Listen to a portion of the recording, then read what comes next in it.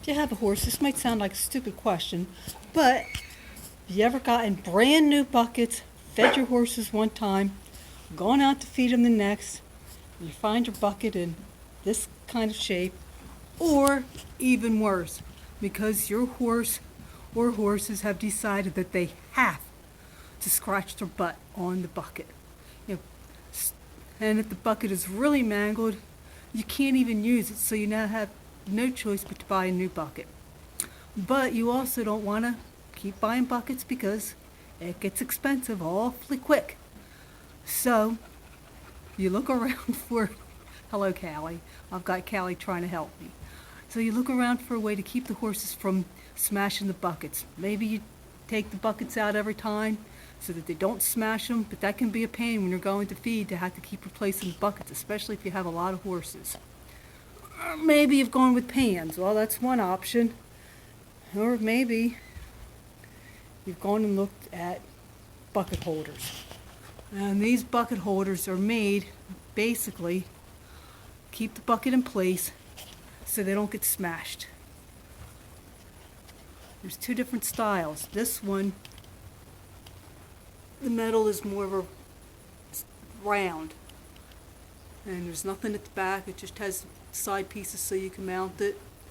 This one, metal is thinner, it's wider, and has a T so you can at the back so you can mount it. This one is about half the price of this one, so you're undecided as to which one you're going to buy. Yeah, this one is twice as expensive. And this one's cheaper. You're on a tight budget, so you go ahead and you order this one.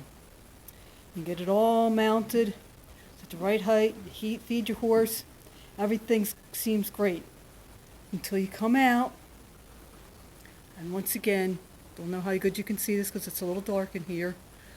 Your horses have rubbed their butt on the bucket as well as the holder. Then not only is the bucket messed up,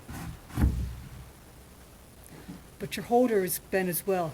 You might think, well, that's not that big a deal. I can live with that. I just have to push the bucket around and make sure that it's okay. You can see they also knocked the handle off of that one. Until you come out one day. They really went to town on this one. As you can see, it's broke at the back. So there's no way that I'm going to use this. Yeah, it might be okay. I mean, it still kind of sort of stays in place, but now your horse comes, rubs their butt on it again, and they now have a nice big puncture wound that's gushing blood. Fortunately, none of mine did that. Now you've got to have the vet out. Horse needs stitches, antibiotics. You're stuck with a big vet bill. And do yourself a favor. If you're looking for a bucket holder, do not buy the kind with the flat metal. Even though it's cheaper, in the long run it's more expensive. I can't use that. I just happen to have an extra one, which I'll be using. But if I ever get to where I'm buying more, this is the style I will be going with.